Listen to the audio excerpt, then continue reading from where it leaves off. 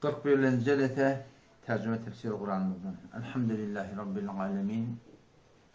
Ve salatu ve selamu ala seyyidina seyyidil enbiyayı vel mursalin ve ala alihi ve sahbihi ecma'in. Dersimiz Kur'an'ın açıklamasından, tercümesinden, tefsirinden gelip gitti. Sure-i Bakara'nın 173. ayetinden. Rabbimiz Allah Tebarek ve Teala'nın geçenki ayette son söz şöyle ki veşkuru lillahi in kuntum iyyahu ta'budun. Allah Teala'ya şükredin eğer has Allah'ın ibadet eden olsanız değil. Şu din İslam'ın hasısı şey.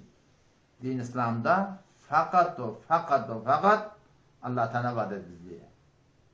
Mesela şu Mesih'de var. Peser Ruhul Kudüs deyip İsa Aleyhisselam'a ibadet ediyorlar.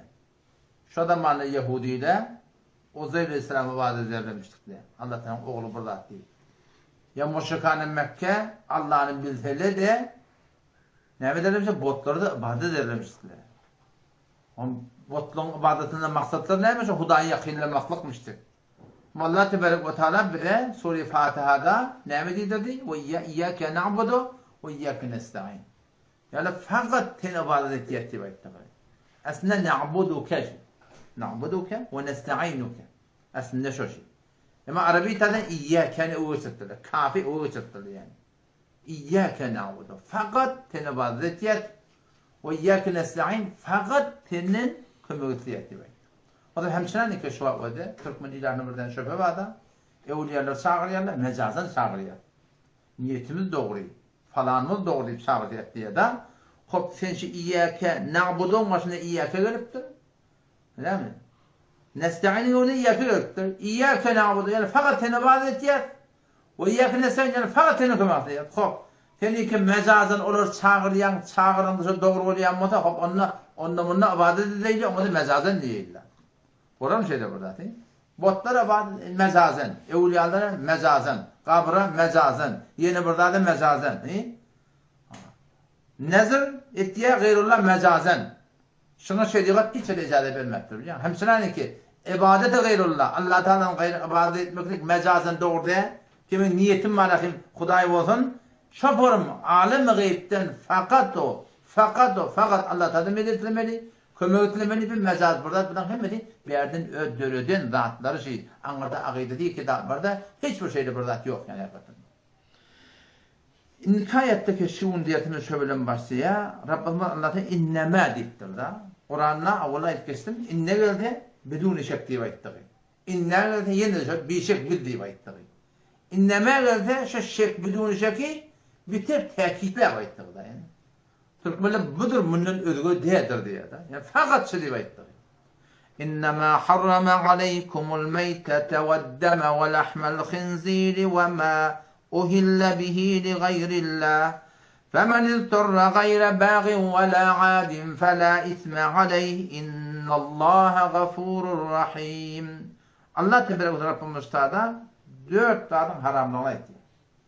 İnnemâ harrama aleykumul meyte bedûn şekilde haram eylendirli el meytete maslığı ve'd-deme damaktani ve lahmel khinzir domuzun etini ve mâ'ul birdâdi ki ohille at çağırılya bihi şonun bilen Allah di gayrillah Allah'dan gayri femen ilturra hayt biradimi ki mecbur olsa şol haramdattan yemektige emma gayre bağin hiçbir lezzetin idinne de ve la adin ihtiyacına izafe yemese fella isme aleyh ona hiçbir günah kasırlık yok. İnnallâhe bişek Allah Teala gafurur rahim bağışende o mehriban.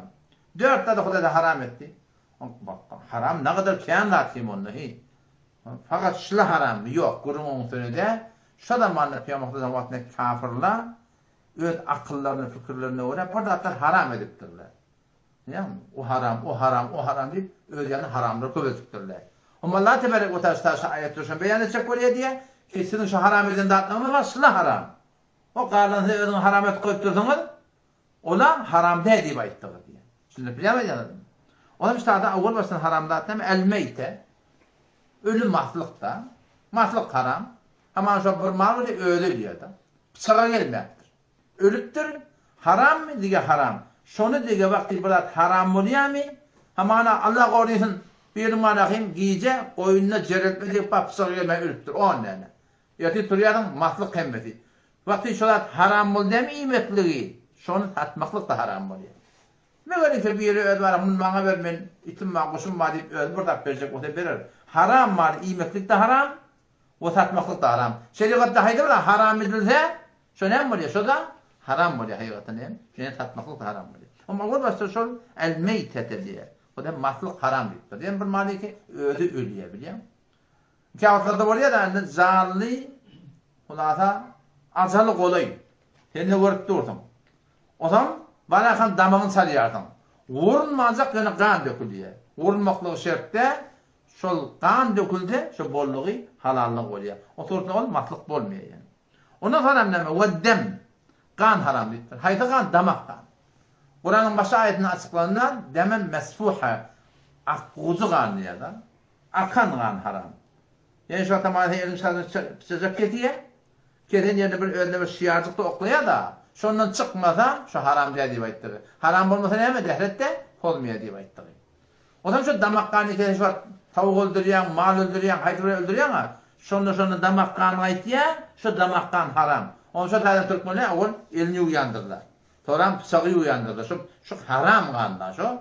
Alakalımın yamaçlardan ete vursan haram ve halali kastırdığın mı diye. Onun için elini yummalı. Ondan sonra bıçağı yummalı. Ondan sonra ne evet yani damaktan sonra bakırlarını ayırmalı. O zaman ondan sonra damarlarının içinde yahmanı ete üretirlerse galiye olan hiçbir müşkülü yok yani. Vakti burada atların müşkülü yok. Halal olayamasa imanın ödevi de müşkülü yok. Ama antece Kur'an'lık sarıyan damakkanı havarda oturun imanın sıradan dağıdın yok. Ama sonra yüzümeyeni duruyan, soymanı duruyordun, ketmeyeni duruyordun. İçinde yakkanı imanın sıraya. Ola haram mı? Ola haram değil yani. Fakat şu damakkan haram yani. Ondan sonra ne mi? Ondan sonra velahmel khinzir. Dongudun eti deyiptir da. Dongudun şu duruşu haram. Allah Teala eti deyiptir. Etten sonra dongudun eti ne için saklanıyor da? Dongudun aslında hamının için saklanıyor. Yani Peygamber Aleyhisselam mübarek hadisine orada dongudun imanı şu baştan ya haram. Dine şu bir yani kılları var da kılları biliyor musun? Böyle bir nakyalık kayında. Şunu Ularda kayıştır, haytı buradaktır. Şunu hareket çek bolsam, dik çek bolsam, şuna Peygamber Aleyhisselam şu durumuna icazı beriptir yani. Qanun da şu durumuna haram. O bir näme ki beter gurrunlu, bulan senin gurrun yok yani. Matlık haram hava. Qanun haram da makam. Dongu da haram, bulan senin gurrun yok. Endi gurrun yaşta da Müslümanlığın adına ve ma ol bardalika ohil at çağırılıptır diye da. Nazir ediliptir bihişen li gayrillah Allah'dan gayri. Allah'dan gayri da at tutulan malla var. Hamana koyun Peygamberin yoluna. Yani falan behavatinatan yoluna. Bir falaninki falaniden çirin biliyor musun? Şu Allah'dan gayri at çağırılan mal şunun Allah Teala sana haram elamettir. O zaman şu da yani Türkmen evlileri yanılmışlar da biliyor musun? Yani düşünsene niyeti sokak ki yöne şeriat ne bile dili biliyor da. O şu taydan mal edemezde harç edecek ama haydi burada kolun ya koyukta burada nezir edecek ya Allah senden için nezir edecek. Şu nezrin öbür ibadet. Değil mi? Nezrin öbür ibadet. İbadet kimin hakkı değildir? Allah Teala hakkı. Oğlum her nemen nezir edecek Allah'tan cim etmeli. Togavını kime? Verecek o hem geram oluyor. O ma uhille bihi li gayrillah. Kabin nesrabla haram oldum hava. Ne bir adam düze kalsa, düzde olsa, deryada olsa, bir haydi bir yağdaya düşse, başka imene hiç saat yok. Ne mi böyle? Şahsen yakınmaklık var. Dongul var. Haram kan mı? Şuna meyleşmeyelim Allah'tan gayri atılın malakın heyvanlı var. Şu dağda femenil torihra hizbeladın mecbur olsa gayre bağin. Yani keyfine yener. Ve la aydin. Fakat yer mıqdar, yani doyar mıqdarsa yani başla. Yani ölmez mıqdarsa şundan imekliğe şun Huda Teala fela itme aleyh günahı yok deyip de halalli imektiriyordu biliyor musun? Şurada günah yok yani. Haydi bir adam darın diyelim olsa şun yanakta imekliğe şahit kadar gayre bağin yani bana keyfini yener bir endada. Ve la adin malahım onun malahım suratında bir hiçbir karın doyuruyor niyeti yok. Fakat şahitteki bana açlıktan necat taptı. Sonra fela itme aleyh diyor Allah Teala. İnnallaha gafurur rahim. Ayet o tercüme ettirelim. İnnemâ harrame aleykumul meyte bidûni şek. Allah Tebarek ve Teala harrame aleykumul meyte.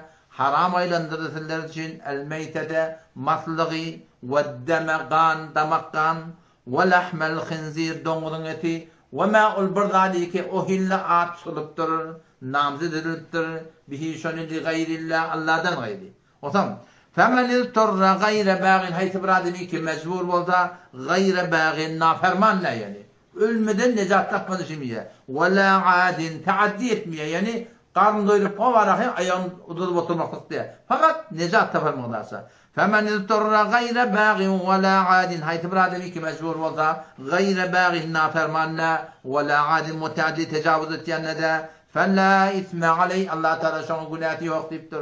İnnallâhe bişek Allah Teala gafurur rahim. Bakşanda o mehriban. İşte da Müftü Mehmet Şefii Osmani rahmetullahi aleyh şu ayetin üstüne bu ne sana hükümleri vurun ettiklerinde kişilerimize ayettikleri avvalana ölüm mahluk haram etti anne. O da şu tüfeğin belirleniyor. Tüfeğin belirleniyor. Orada Bismillah Allahu Ekber deyip atmaklık şart. Atan ne yani hemen jüri ataktır biliyor musun? O doğru değil. Bismillah Allahu Ekber deyip atmalı. O zaman bir yerden teslim olsun, madiyan mı olsun? Haydi burada çok emmanı kesse, baranını da ölüp kaçsadı, emmandan kan çıkanmasa, şine mi halal? Ama yok, teslim deyiptir. Haydi burada deyiptir çoğunun birilerine, emmandan kan çıkanları yok. Barmaka matlık boluptur. Halal mı? Yok halal değil. Sonra ne mi deyip? Emmandan kan çıkmaktır. Eğer kan çıkanmasa halal, kan çıkmasa halal değil. Kuşu vurup dursun, haydi bir malı vurup dursun, baranda kaçanın canı var. Damağın sal yakın, bu soru ne mi? Yine de halalcak oluyor. Yani müşkül yok yani. Çok vuruptun. O zaman yine bir tane daha Molana kan haram deyip aytık da adam. Kan haram olsa bir kan vermek nemedik kurun ettirdiler. Haramdadır bir yana aytık da istimal etmek doğru değil. Onu bir kani ki immanına akıptı, bu hayatında o bir damak kan ne da? Bir immanısını ayrılıp duran kan, bu beraber zaruret baştaki bir Müslüman doğruna gerek oldu. Şuna vermeklik sogap yani niyetin doğru olsa biliyor musun? Bu tarzda bunu ondan ulamalar istisna ediptirler, onda bir ayıbı yok deyiptirler. Onun şahada yine Türkmenlerde bu gururma, Müftü Şefii rahmetullahi aleyhi bu gururma çıktır. Ber mader şiirdaden ve kudekra. Madam ikiden nikah pedere us vacip göstersiktirler. Hamanı bizim aramızda enen boyunda de oğlunu tüyt vermek diyerler de biliyor musun? Çok hep yanlış. Vakti ki başka oğluna tüyt verecek adam yok. O da ki öyle şunun nikahında gelip bir. Şu tadede anan boyuna vacip, şu el olan zaman ne mi? Tüyt vermeklik yani. Ha elbette deyip de talak verilen muhabbet oluyor. Talak verilen muhabbet tadın gurunu fark etti yani. Şu kapıyı açalım. Aç şunu. Açalım. Yok. Suratında. Xo'p. Başına mavzu ayttirib, yana o'ga deb beraylik. İştadiyanki o ma uhilla bihi g'ayrillahi gurunatiya. Keyin Allah'dan gayrı at çağırılan ette o da neçe formula? 4 formula ayttirlar. Allah'dan gayrı at çağırılsa bir muhim mesele da. Yani teşehhütte ettehiyatu lillahi ve salavatu ve tayyibatiyata. Şu 3 form ibadet var. Şu elem cehennetin Huday Teala yakılacak deyip, sokak kalanacak deyip her bir işede Türk'ün bir afada umuluğa atar diye da şu 3 taraftan çıkmıyor. Ettehiyatu lillahi dilin ibadeti. Ve salavat cisim ibadeti. Ve tayyibat malın ibadeti. Şimdi şu ve ma uhille bihi gayrillah ama malın ibadeti. Avval suret ne diye? 4 suret çıkardı deyiptir. 4'ünün de var hem yani 4 şeriat taydan doğru da yöne hükümler bırak fark etti. Gurumlar fark etti. Avval kısmında mal gara barda. Peygamberin ki ve havetiyan ki yeni birin ki on kım kılıp atut ya şona. Değil mi? Ondan sonra ne demek? Damak çalanı da şona atmış diyor. Değil mi? Damak çalanı da şona atmış diyor biliyor musun? Bunların sert desed bir esma haram. Mağay sürgürüm yok diyor. İkinci diye Allah'dan gayrı diye hamana bir anıdan padişah geliyor. Vezir geliyor. Hazaga hacdan geliyor. Ya damadın evinde. Şunu olacak koyup da o şunu evinde duruyor yani. Avvalla niyet ettiler, şunu şimdi duracak deyip bu tağda niyet edilmeyen böyle Bismillah Allahu Ekber diyemeyen halal olmuyor işte. Şimdi ne bacadan? Avvalla ne oldu? Avval şunu adı şuna taktı, damak çalını da şuna adı tuttu. Buranın yüreği haram. Yok ikinci ne mi? Yok. Bir Falanin olacak, padişahın olacak, damadın olacak, hacağan olacak, yeni bırak olacak deyip bakayım. Ona var soturduğun adını ona geçirildi. Yine damaksalarına ne mi diye? Bismillah Allahu Ekber diye. Yeni ne var yaşlarda? Haram mı diye. İnne Hanif'in Metemin kitabına getirttim. Do bi halli kudumil emiri diye da. Bir başlık gelecek deyip damak salınıyor. O ne fark etmeye gittiler. Kevahid minel ulema. Haydi o lokhan adam bunu ettiler. Bir yıl tiyilecek kurtlarından damak salınıyor. Ona haram mı diye. Lienne uhille bihi li gayrillah. Şu Allah'dan öyle atıklanışı deyiptir. Velev zukir esmullahi aleyh. Allah Teala anı tutunla Bismillah Allahu Ekber diyen başlarda şun halal olmuyor diye. Şimdi bilimler mi? Bir ikinci suret bu. Üçüncü suret ne oluyor? Bir malın dadın kulağını kesiyorlar, bazat ediyorlar. Kulağını kesmeden boyuna tamıdak diyorlar. Bu falanın yolunda, falanın gibi. Değil mi?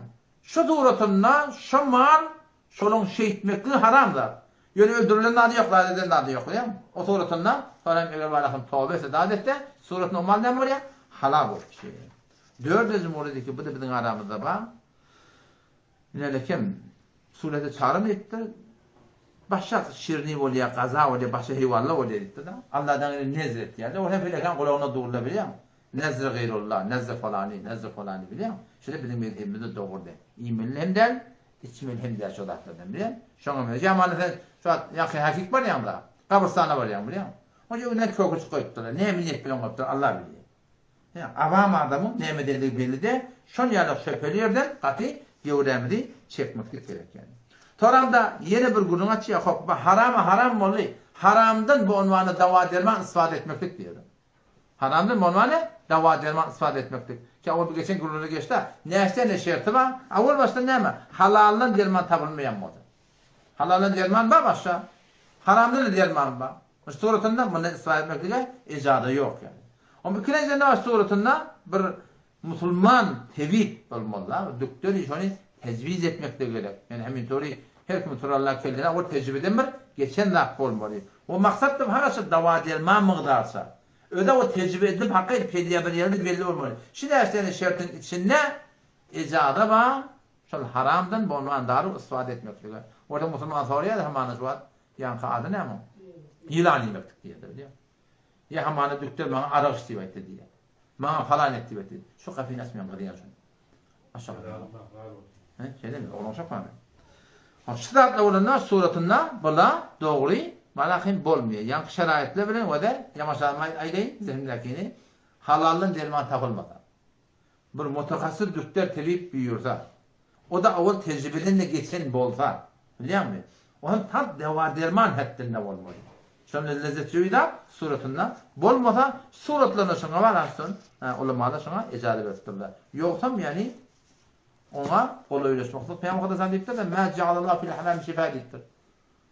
Allah Teala haramda şifa koymadı diye da. Teskin taptan tapyan ki, ya. Şonusun değil mi? Derdin koşuya, gadetiye. Yani nihayeten o da bir mecburi ve isfayet yani. Yani idinden ona şifa tapmakla hayatında bolmuyor yani. Bari son hayatı. İnnellezîne yektumûne mâ enzelallahu minel kitâbi ve yeşterûne bihi temenen qalîlâ. Bir ulamalar ki şeriatta bağdadı basarıyor Allah. Allah için evlep getiriyor. O tarzda geçti. Yeni de evlep getiriyor. Kudayla evlep getiriyor. Ulaike mâ ye'kulûne fî butûnihim illennâr ve lâ yukellimuhumullahu yevmel kıyâmeti ve lâ yuzekkîhim وَلَهُمْ عَذَابٌ أَلِيمٌ İnnellezîne bişek ulamaları ki tadı ulamaların adı yoktu. Olur ki deyiptir da. Fark etmiyor adı ahum olmadı. Değil mi? Ahunçunu almadı. Hepin ahullu diye maksat. Değil mi? Bir ehli ilimleri var. Kur'an'dan, sünnetten, şeriattan kelle çıkarıyorlar. Umumi suretini hep şöyle ulama diyor da. Ahunçunu alarak ulakhan muallı diyorlar biliyor musun? Hepin ahum olmakta şertte yani. Ehli ilim var.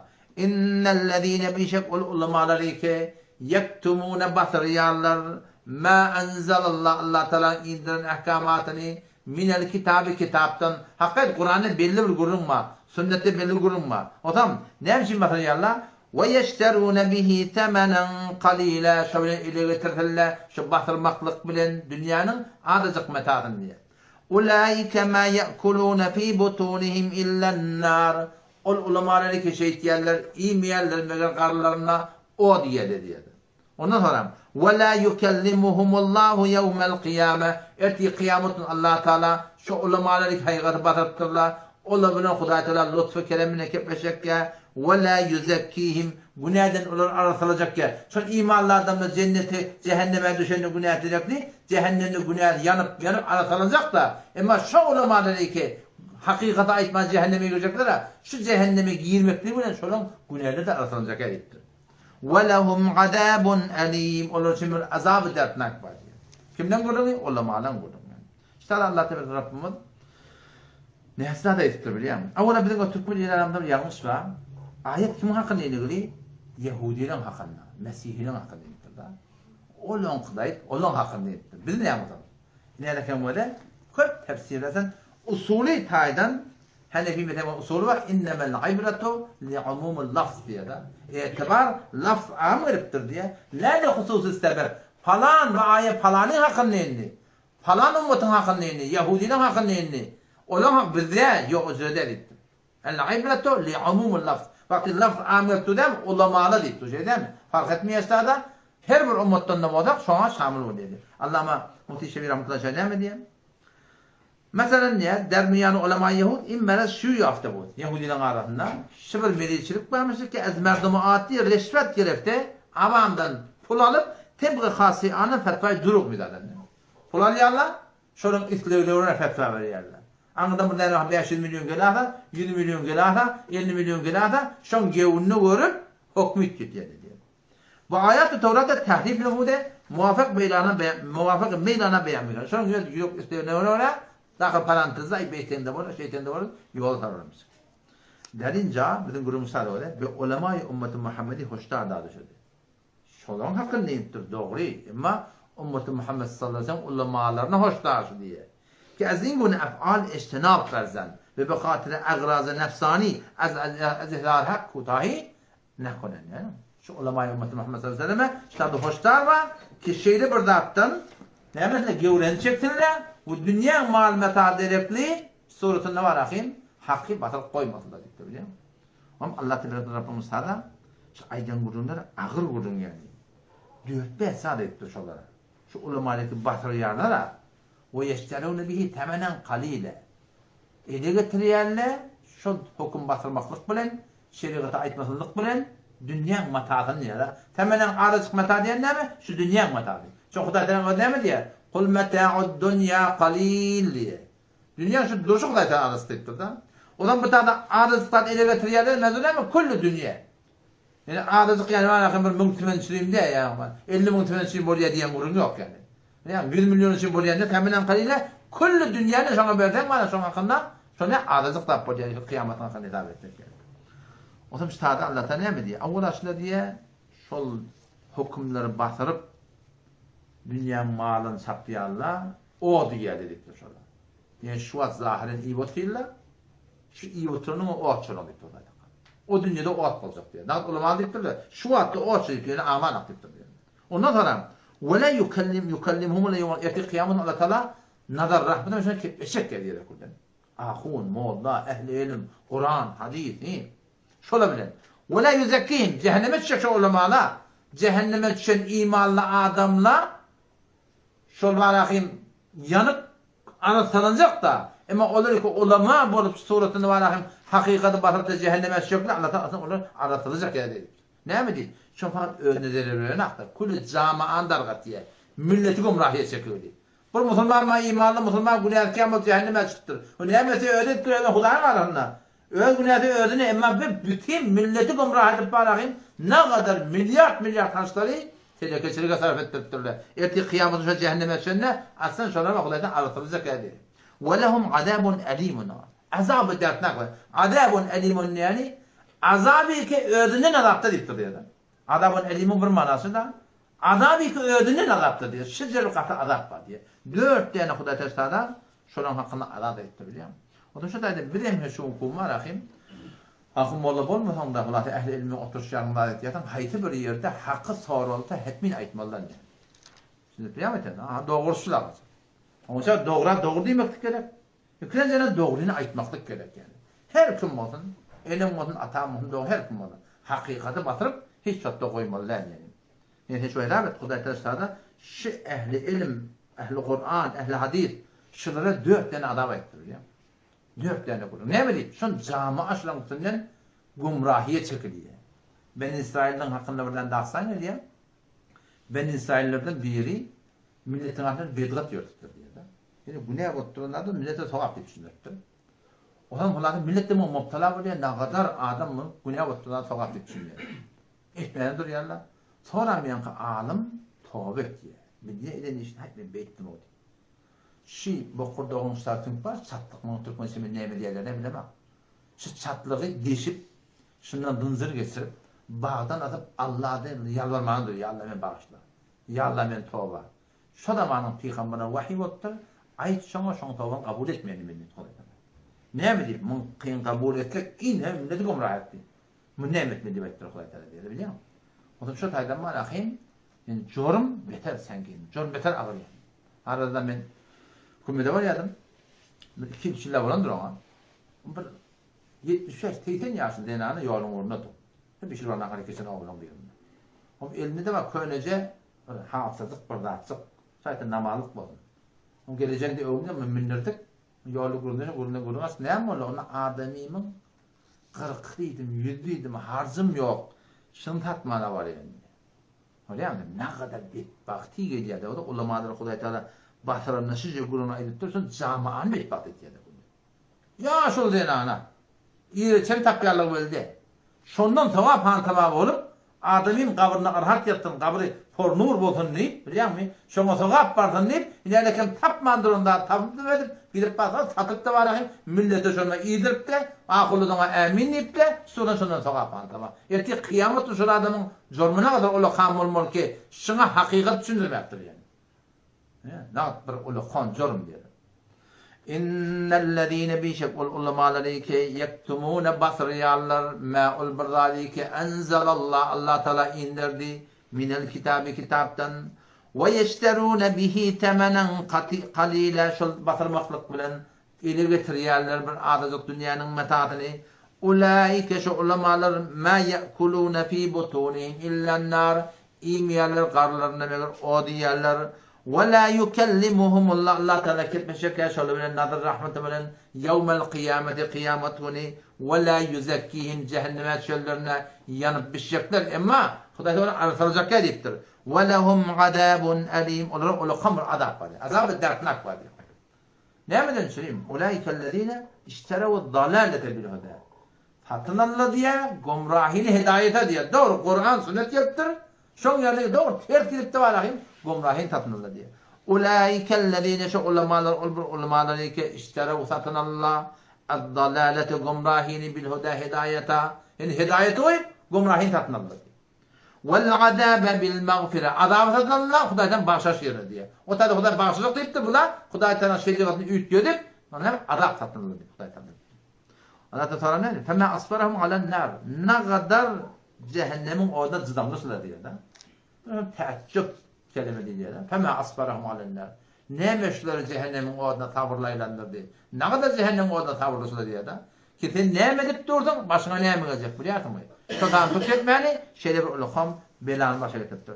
Zalike hubun nişle ehli ilimde Kur'an okuyuptur, hadis okuyupturlar. Şeriatı milleti gurur veriptirler. Şu azap ne için? بأن الله نزل الكتاب بالحق ذلك شيء عذاب بأن الله بشك الله تعالى نزل الكتاب بالحق kitabı indirdi bilhak hak için diye. Doğruluk için, sadakat için, şeriat milleti göndermeli için indirdi Kur'an. Biliyor musun? Ama böyle geldi millete nimetle gumrahini hidayet içindir diye. وَإِنَّ الَّذ۪ينَ اخْتَلَفُوا فِي الْكِتَابِ Olur ki ihtilaf ettiler fil kitabı kitapta. Yani Kur'an'la belli de, hadisle belli de, hak bilen gelip ihtilaf ettiler. لَفِي شِقَاقٍ بَعِيدٍ Ola komur muhalefette diyelim dedi. Ders muhalefette deyip de yani. Onu şu taydan şakol yanım. Anlatana hayrettin yani. Ahum mollan fiilağı biter göründü ki. Geçen derece ayettim ha. Ahum mollan fiilağının hakkında da talak ayet indirtti. Yöne ulamalar ilmine amel etmeye Allah'tan sonra ne? Femmetelu kemeteli kelb. İt yalak sonra diktir. Kemetelil himar. Yüklü eşek diktir diye de. Günüttü amel edilen. Ne kadar bir tehlike da. Bu günün saçım tökönlü. İlka ayette Allah tebarek ve teala kavluğa ihtiyacı. Kavluk nemedi. Peygamber Aleyhisselam Medine'ye gidiyor.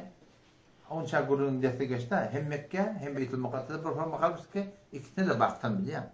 Ondan sonra Medine Münevvere'ye gidiyor. 16-17 ayda Peygamber Aleyhisselam şun yani ki Beytül Mukaddes'e Yahud'un kıblasına baktı namazı kıldı.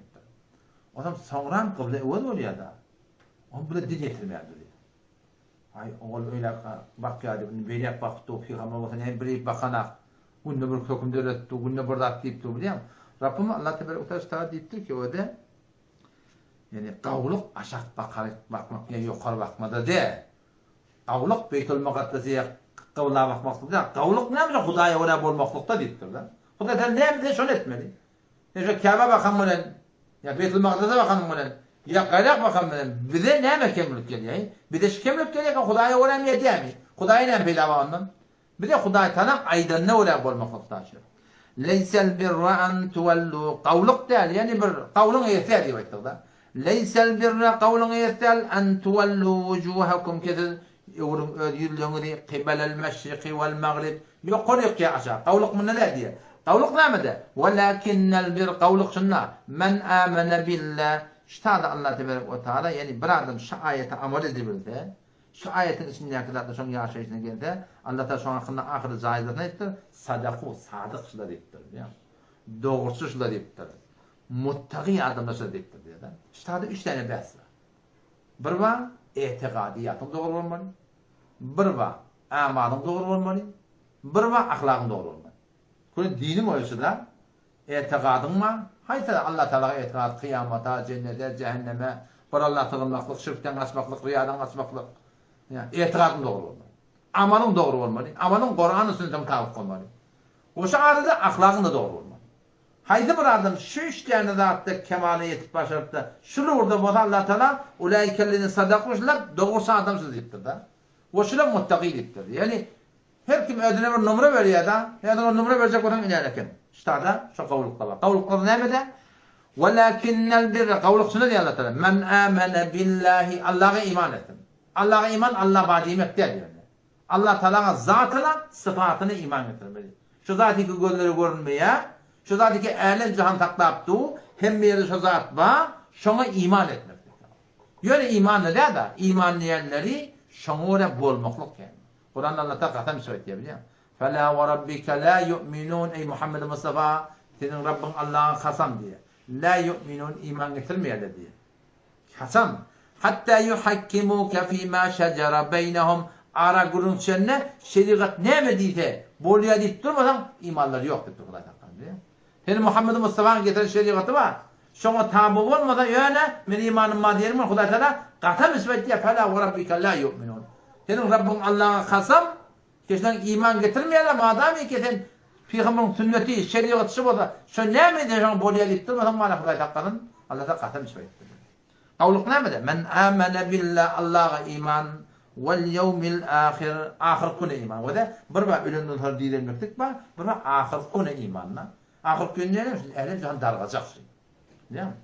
Ve amentu billahi ve melaiketihi ve kutubihi ve rusulihi vel yevmil ahir vardır. Vel kader hayri ve şerri minallahi teala vel ba'di ba'dal mevt vardır. Ölümden sonra dilenmek bir ayrıtin iman. Değil mi? Vel yevmil ahir demiş. Ehli cihan dargacaksınlar da şuna da iman olmalı.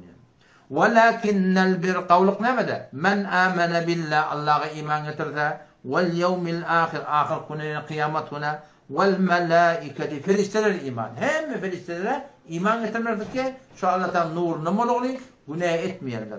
Vel kitabi hem kitaba asmani iman getirmeli. Tevrat olsun, İncil olsun. Şun hem de Allah'tan tarafından gelinlere iman etmeli. Yani o kitapla mensukuptur, ücretlidir ve indi dinleme Kur'an'a amel etmektir gerek yani. Ondan sonra ne? Ve nebiyyin hem peygamberlere iman getirmeli. Yani bir peygamber bir Müslüman inkar etti. Yakup Aleyhisselam olsun. Ya fark etmiyor. İbrahim Aleyhisselam olsun. Haydi bir peygamber inkar etti bir adam ne böyle? Kafir oluyor yani. O zaman şu kadar sen şu an kağıt Müslümanlar var. Mesih ile kafir diyenler var. Ne yazık oluyor? Onun İncil'leri var diye de bizim peygamberin imanı yok da. Bizim peygamberin imanı yok adam kafir oluyor değil mi? İsa peygamberin imanı yok adam kafir oluyor. Şu doğru Kur'an'ı iman yok adam kafir oluyor değil mi? Kur'an'ı iman getirmektir diye. Şu taydan oluyor. Hop kavluk näme? Men amene billah Allah'a iman, vel yevmil ahir ahir güne iman, kıyamet güne iman, vel melaiketi feriştelere iman, vel kitabi tamam atman nakinen kitaplarından iman getirmeklik, vel nebiyyin hem peygamberlere iman. Bu bol näme gurdun? Etiqadın gurdun. Etiqadı sağlam. İkinci hissesi näme? İnne amalın gurdun. Ve atel mâle ala hubbihi. Malı vermektir. Mal harz etti ya. Ala hubbihi. Allah'ını kavurya dediler. Ya, bu bir tefsir näme? Şu malı kavurya harz etti ya. Ala hubbihi yani. Mal, yani valahmi ilahudur onayı berde ve vera. Biliyor musun? Fark etmiyor, kulun gurunda ya da. Haydi bir kavuryan zadını suretinde Huda yoluna vermektir. İşte Allah Teala ve Teala izini sonra canını geçmektir. Daha da aylıktır da. Uçak malı getirtti biliyor musun? Bir adam malın harz edebilmese zannın geçip başarmaz yani. Mal harz etmek biliyor musun? Peygamber Aleyhisselam ve hadislerinde var ki hem hadise yardım etse duasında Allahümme ya'udu bike minel bukhul diye da Allahümme ya'udu bike minel hammi vel hazan ve ya'udu bike minel azzi vel kesel ve ya'udu bike minel cubni vel bukhul diye. Yani korkak olmaktan da tanıtığın yan bakhil olmaktan tanıtığın yan. Bakhilçilik hevalyanmadan. Bir var bakhilçilik böyle öz malından harz etmene. Bir oluyor onun bunun harz edildiğinde bakhil olup verildi de var yani. Öcüsünde çıkıyor yani. Harz edilen o harz et ki şoňa bakysa berip berdi. Ýa-ni. Bu da bir ola kamr telekedarym diýen. Oňa şu taýdym şoňa Hudaýa tygmak gerek. Ve men yuhashsha nefsihi Allah Taala diýdi. Her kim nefsin bakylçylygyny haklansa, şonda nijat tapjak, nijat tapan adamlar diýipdir. Ýa-ni maňa sana tawfik bolsa gaňa bil bagymyza başardygy harz etmekdik bar agyn. Kime harz etmekni Hudaýdan aýtjak, şol Hudaýa Taala ola kamr tawfigy ýa-ni. Haber edersiniz ve nisada ne? Amal başladı. Amal. Enkeçene ne? Allah'a iman, ahir güne iman, feriştelere iman, kitabe iman, işte orada peygamberlere iman. Bu ne? Etiqadın vurur. Kitaplara iman, Kur'an'a iman ne? Kur'an'ın iman, Kur'an'ın haram bilenden haram bilmeli, halal bilenden halal bilmeli. Haydi bir adam Kur'an'ın imanın var diye Kur'an'ın haram bilenden haram bilmeden, o var ahin imanın yokluğu oluyor. Amallar näme? Ve atel mâle ala hubbihi. Malı vermeklik kavgalat yok dedi. Ala hubbihi. Hudaý talak muhabbeti dedi. Allah razı olsun dedi. Yok ala hubbihi. Şu malı kavurupdu onu da beriye dedi. Dedi malı kavuralım ben orada pırdak var da şuna havada mı valla? Tamamı bir yerin oyuna var ya. Adam malakım var. Doğatalına kok kevşeğini var. Kavuçuru var. Pırdağı var. Biliyor musun? O şuna ısrar etmeliler doğuşun bana verdi. Biliyor musun? Yüze alıp veriyor, pazar edip veriyor biliyor musun? Dostlukta da atlıkta da bunu bana versen neyse alıp veremezsen verip veremezsen bunun çok müşkül yok. Ama barıp bir yöne var sallanmaklık sahi doğru değil ama eşraf edildi diye de bana verdi daha deyip varet ya sonra da dinle de elektriğe o da bollu bu doğru değil. Bir adam yüze kaldırıyor da biliyor musun? Yüze kaldırmak. Kaman şu bir yerin malını yüze kaldırıp alsan sana halalle. Şunu yürekten razı diye ama mal yürekten razı olmalı. Ama avurlasını harz etmekte kime? Devil korbe ediptir. Yakin kardeşin ediptir. Yani şey öyle kim o ediptir da. Doğanındır, doğru olanındır, ayarlığınındır. Her kim bunu. Ondan sonra vel yetame yetim o demektir. Yetim sonra mı etiptir? Nereden süreyim? Bu şahıs burada hatta bayağı ödünü kim o demeyeni teori o dese ne olur? Bu da sen söyleyecek daha diye o lokanır töhmet de ödüne. Halkı ödüyor biliyor musun? Şu bizim aramızda var da evet gariplerin ödenek. Zekatın var. Ooo falan yerin hücrene veriyor. Biliyor musun? Falan yerin hücrene veriyor zekatlar. Ne mi sürüyor? Oradan hücre zekat sürüyor bir kurum var. Düşen tertibin doğrularının var. Evet garibin. Daha sen buna 10 olsa sen teklitin bunları harc et. 5'in bunları harc et olmadı. Bunlar da bir gönündür. Ondan sonra dinini kılmak çocuğu beylek verden biliyor musun? O şey öyle kim ödemeli? Ondan sonra vel yetame yetimleri ödemeli. Vel miskin garipler var. Garipleri ödemektir. Ve ibn-i sebil musafir. Musafir otur kereyde kalktır. Pulunu aldıra aptır. Biliyor musun? Daha dedi aptır. Şolara vermektir. Ve sailin dileyenler var. Bu ne tamam. Arda halet yeri de. Yani dilemede burada hatta var yani. Ne kadar adamda var. Allah hakkın bir anısmet. Dilemekliği evleniptir de biliyor musun? Geçen gün burada okalımda haberlaşımda. O zaman bir bana SMS verdi ya. Şeyle bana kömek versen deyip diye de. Ama ben batat verdim diye. Tamam yeni verdim diye. Ama ahir değil mi? Oğlum ben tağatım yok. Ama mın diye bir Haniyana var diye de son bir tohmut izinle. Yani var rahim son bir bayadan var diye. Ama SMS verdim baba şu garibim gördüm ya garibim gördüm. Baba sen nerede haber mı diye. Gel WhatsApp'a diye. Bir tabar residi verdi diye. O da in hemen dökülüp tu. Senden örtecektir diye. Ne kadar adamlar dilemeyeni öğreniyor. Şolara adet ettirmeler yani. Çın muhtaç olun da biliyor musun? Gitsin işledin. Biliyor musun? Doğru ettiğin var oturameliyle oraya da biliyor musun? Hop sen boynan yardım. Ayda falan severecek diye adam, kolay edecek diye adam. Olayda bir kurdum. Ama şu dilenmeni öğrenen adamlar da katı haberdar olmak gerekiyor. Vestailin şu deneyelim var. O fir rekabet ettirir. Gerden azat etmek bittir. O da bana kul kurdaklamamıştık. Başlıklarına falan vermemiş ama adap oluyorlarmıştık. Şimdi bu zamanla oluyor. Şimdi bu zamanla gerden azat etmek. Hala hem 10 milyon için zınlarına yapıyor. Falanın dükkanına belirli. Kafında mesulüne. Boynu sonra kullen giyir da sonra azat etmek. Her bir turut ne ki? Elinden geliyor yani. Ve fir rikabi. Ondan sonra ve akamet salat. Ne yakı ibadetay mali oldu? İbadet cismi ama ve akamet salat namazı doğrultulu yerine getirmektik yani. Şu kavuluktu yapıda ayetler. Ve atet zekat zekatı vermektik. İşte kendine oldu. Bu oldu amalın vurdu. Ahlakın vurdu. Vel mufune bi ahdihim iza ahadu. Vel mufune isim hali getirdiler. Yani vaade ederlerine hepsi vaadelerine duruyorlar diyor da. Söz etse sözlerine duruyorlar diyor.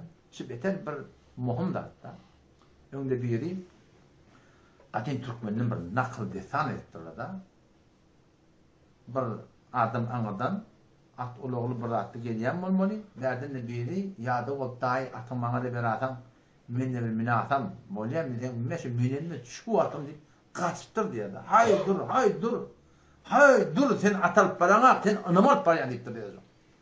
Anam aradan ihtiyarda. Sen vakti yaşlılık ettiyen o da yamallık neden mi diye. Anam ortadan götür diye. Anam ortadan götürülür diye o selam atam diye. Diye hiç de doğru yapılmıyor. Aynı var şu ölüp beten adam diyilecek mi? Bolana. Aradan anam götürülse diye sen her nemede zayına gelmiyor. O da şu anam nerede olmalı diye beter. Şu anam ulamalı bilen şevretlerin ağırına olmalı. Şu ateşle gelip dursan da ne mi şimdi? Şu kalbin kavurk geliyor. Anamınız var, etibadı var. Mesela kavuryan, sizimin kavuryan. Şu anam Hasan Cevurli'ye ben töhmetlerden kaçmadım. Ben görevli olmasam biliyor musun? Onun için şu aradaki anamı hep orada havarda, biz havarda olmalı. Yıkılanmasın, siz havarda olamalı, elin meramam. Sizin elin meramam ne yaparım oraya? Gurun dörük yerler, kep dörük yerler. Alakam bir kefayetlenmeden tavulacakmadan ona ne oldu bile peygamberden de tavulmamıştık ki. Şunu zinahına töhmede zina ortadı biliyor musun? İdarlamalı, soramalı, çınmayatsın neymi. En koyun ulukanlar kılay talan öyle ya Allah. O beydiptu, bu da beydiptu ya Allah. Haytı hak ya Allah. Haytı doğru ya Allah. Öldüğüne sanırsan hiç yokta. Malahim Allah terbiyeni namurad etmeli yani. Onun için zaten şu anam ortadan götürmeli yani. Şimdi bilemez yanarını. Men haberdar olmalı, sizin anamın olmasın. Men görevde olmalı, sözüm söz olsun. Kepim kep olsun diye. O arada kep kurun söyledim, alak anam yıkacak bolyanlar, şu anamından çından yarıttım hakkım olayla vurun. Yok, berden kep kurun döret yerlemi, ona hiç çok haktan yarmalı. Hep bir defa yöne. Ustatlığından da atlığından mesum olmakla da hantına olmalı. Biz de insan da biliyor. Biz de yanlış yaz, biz de hata edayaz. El-Qutbu kat yazidiptir. Sahapsızlıkta qotub diyen bir derece şu da zinaat edi ama nedir? Sahaba zinaat ettir. Sahaba zinaat ettir ama. Ustadla bir yanlışlık görünür, burada görünür, yanlışlıktır da. Ayaş yanlış bağışlap bozuk var mı? Bağışlamalı. Yok bağışlap bozuk yarak, bu da konu yolu öğrettir da anne. O tadı dige, haktan koyanda ustad bol başar mı? Şuna haberdar olmalı. Ama ahlakiyatta vel mufune bi ahdihim. Ahlak ne mi? Vaadihine, vefat yerine, ahdlerine, ila ahadu her vakti ahdetine diye da. Bir tavır iki tarafın bunun da sözünde duruyor diye. Şu piyama kadar şu biter muhim olan oldu demekti. Her zimmada, ya iki zimmada. La dine limen la salate lehu. Namazı olmadım. Dini olmadıktı Peygamberimiz. Ve la iman limen la ahde lehu. Sözü olmadım da iman olmadıktı. Şu doğal aydar bir piyama kadar. Her zimma iki zimma. Her zimma iki zimmadan. Ne mi diyeceğim muhim da. Arada anam yıkıldı diye ve selam oluyor. Kaçacağım havada olmak. Ondan sonra ne? وَالصَّابِر۪ينَ فِي الْبَأْسِ Defter Allah Teala وَالصَّابِر۪ينَ deyip nahvi tadamır kurun var. mensup getiripdir da. Yani evyen men sabret yerler diye da. Näme de fil ba'sai galipçilikda. Huda da galip etiyor. Bayet diyen şol dalan dilen oqlaya. Mal veriye mal diye. Şonda sabret diye men evyen etti. Onda da vaddarrai cismi medicilik ba. Medicilik Huda Teala getiraya. Fiile ol. Şonda da sabret diyeler evyen ne Huda Teala. Onda da vahinel ba's ceng wagtynda diýip. Meydan ceng de meydan ceng bir Allah goruýun ýani. Meydan cengde gaçmaslyk bar, hem her kim işlerdi. Yani İzzettin Kasam hakkında geliyor. İzzettin Kasam rahmetullahi aleyh şey Hamas oşunun hareketlerinden başladı da şu meniyette 20 yıldır takiptir yani. Ahun şu. Şu başlık o dünyada gidiyorsa mı bu? 20 yıldır takiptir. O zaman meydana girmektir da kafirle. İlim açtım diye de. Bunu kaçtı kork. O da tükettim ya ben ne yapalım? Alınma bilinme. Ben ne yapalım kaçtım. Yalvarıp sığınıp diye Allah'tan aldım diye. Sonra dige kaçmadım yani. Şu Huda Teala hukmi. Ya eyyuhellezine amenu iman getiren adamlar İza laqitumul-lezine keferu hervati kafirle mulagat ettiler yani karşıdır zaman. Zahfen bir zamati fela tuvelluhumul adbar qasman diyor Huda Teala. O şu konuda şeyde. Bizim şu mübarizamın içinde ehli hak bolup da ehli batılın ondan kaçmaklılık yani. Bu adam ne bıçak da yok, tayak da yok, ne mi? Fağı kekleyecek de ne şey sana ne mi? Ama dur değil mi? Yer mi sen bile bak, içer mi sen bile bak, giyer mi sen bile bak, sana ne mi? Men hakkal olacak da sana yettirdim. Medenanın yüzünü örtecek de sana yettirdim. Anladı dediğim şeyden tazı bu. Ondan sonra ne? Ha Hudadan şıratla ondan sonra ne mi diye? Ulaikellezine sadaku. Şuna sadık dediler da. Ulaikumul muttakun. Khas şuna takva şuna diye ne biliyor? Hem akideler doğru ve hem de ne mi? Amallar doğru ve hem de ne mi? Ahlakla doğru. İnki muhammatı ne mi işte değil mi? Akide bolmasa amallan peyda yok. Yöne akiden doğru olup amal olmasa akideden de peyda yok da. Akiden kavu amalın da kavu ahlakın yok. Kayten milleti dininden kasırıyatın biliyor musun? Şimdi bilemeyiz yanlarını. Akideden alın. Amal namadardan gayim yöne ahlak doğru de. Adamlar külün dininden kasırıyor.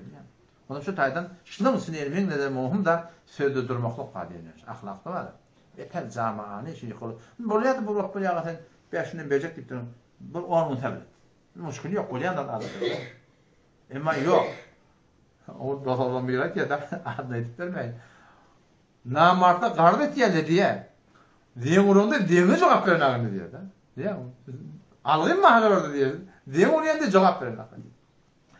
Ayet tercümeden gerçek değil bu. Leysel birra kavlun eysel en tuvalluzun urmekliğinde ucuhakum yıllığı قبل المشرق والمغرب يقول أشاق باقوق مقدل ولكن البر يعني شن قولق نامدا من آمن بالله الله تعالى إيمان يتمكلكته واليوم الآخر قيامة إيمان يتمكلكته والملائكة فريشتلرا والكتاب تمام كتاب لرا والنبي هم في خمر لرا هو الإعتقاد وآتى المال على حبه مالا برمكلك شو مال قورة ينا الله راضي وثني بريادن يا فقط الله راضي وثني الله محبت لك بريادن كيف بريادن ذوي القربى يقين قردسنا واليتامى مثل يتيمة والمسكين يوقظ آدما وابن السبيل مسافريك pulsuz galıptır vesailin dilek gelen adamlara ve fir riqabi girdiller azad etmene bu bollu ne bollu yani amal bu da amalın elbette ve aqamet on malin gurunni ve aqamet salata namaza qaim durmaklık ve zekat zekat vermektir bu bollu zaten amalın gurun sonra koyulak ne ahlakın gurun vel mufun bi ahdihim vefaat yerler ahdlerine iza ahadu her vakti ahdettiler ayağımı tedbirinde durmalıdır. Ya hem de söz vermiyorlar. Ve's-sabirin sabretiyenler fil be'sâi gariplikta ve'z-zarrâi miriçlikte ve hînel be's meydan cengde ulaikellezîne sadakû khâsça adamlar ol bir adamlar ki sadakû doğurdurdular diyor. Doğrultusuna diktirler değil mi? Sadıkla diye. Ve ulaike humul muttakûn khâsça adamlar muttakiliktirler. Hazreti Ömer radıyallahu anh mescide varanlar biri İkiliğinin uzaklar şeyde oturamamalar başını kaldır tavvarsa etti ya da. Ya.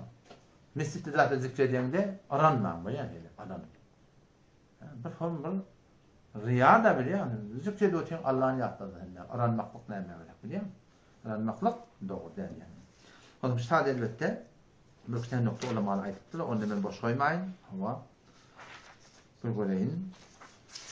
Asıl mevzulaşlarını yaktaş ediptim. Ama her şeyde bir nokta ediptirim. Yani aya var da çünkü aya. Azin aya in hükmün sabit mi şöyle. Hükmünde sabit dittir. Ki ferize mal fakat bağdadan zekat kamile edilmiş tabii. Mal vermek fakat zekat vermekte, fakat üşür vermekte, fakat vacibat vermekte diye. Belki alave ber zekat. Zekattan başka ne var? Der mevadı ziyade infak mal hem farz vacip mi var? Ne var? Nerede? İhtiyaç olduğunu yerde diktir da. Karne haftomun ve karne sebemun ulemalarından 7. karne. Hanefi mezhebin ki Allame Kurtubi rahimehullah 3. karnın manakın müfessirleri şunlardan delil getirttir ki mal harz etmelilerine fakat üşür zekatın kurulunda yan kelek gerek olduğunu yerde. O da müstahda ne mi diye? Az enfak bel hişabendan ki az kasb mazur başan. Tohmu diyeceğimde kullun oturan adamla var. İşlep bilen aklı. Şöyle vermeli. Miskin ki besebe fakir der şerbe mercan abudis. Garip. Zadi yok imeklerine. Ve zekat adaşları çiz yazan bağıyız. Başka hiç satı yok mu? Şuna mühendiş et bağrından vermeli diye. Ve niz hengamı niyaz bir sahtana mescid ve medaris ve mekatebe dini ki tamamı inhar der fariz mali dahil mi olsun. Her kim elinden geliyen mola şurada kömekçi olur. Fakat bir aman meçhidin mektep yörtecek daha. Neci yörtmeli? Ahunetin ailcak vermeden yörtüp olmuyor. Şuna sen elinde bir tavanın var mı? Şuna harz etmekte bu da aynı zekatın üstün vacip farz oluşarak olursa yaparım diktir. Yani kanun ihtiyaç işte adam. Tenha tefavut mu yani zekat? Zekat bile olan diye farkı ne mi diye de zekata bir düzgün var diye de. Ha yıla, o yılın oyla falanca 40'tan beri falan bir düzgünü var diktir biliyor musun? Ki şunun hakkını var yapılmalı. Ama mevar diğer ki meşhur hükmü farklı başan tabi niyazı zarur edersen diktir de. Gerek potturun yerine, ihtiyaç potturun yerine. Sen tabağına bu ama var. Ve bu ne ki enfak balayına babucu zaruret farz ve bunun zaruret farz demiş evet. Farz oluyor mu atı olmuyor mu atı? Hasan gerek potturun yerine farz oluyor yoksa farz olmuyor. O şöyle var ha. Açık konyanım. Dinle öz zekatını bir hoş olmalı. Doğanın vardır, ayarlığının vardır. Fark etmiyor. Doğanlarda sen uçağı yani şol zekattan maşa daşçıvına ne kadar ihtiyaç var? Şol miqdar ki bizim elimizden geliyor. Aynen şu zekat yarab bunun böyle fardır. Muttaqi olmalı olsak Allah Teala ulaikellezine sadaku şola sadık şola deydi. Doğru sadık şola deydi. Etikadımız doğru olmalı, amalımız doğru olmalı, ahlakımız doğru olmalı. Şu amalın sünne bir yerden ama doğru kardeşinin suretine gözlemektir inşallah. Allah kabul etsin. Vesselamu aleyküm ve rahmetullahi ve berekatuhu.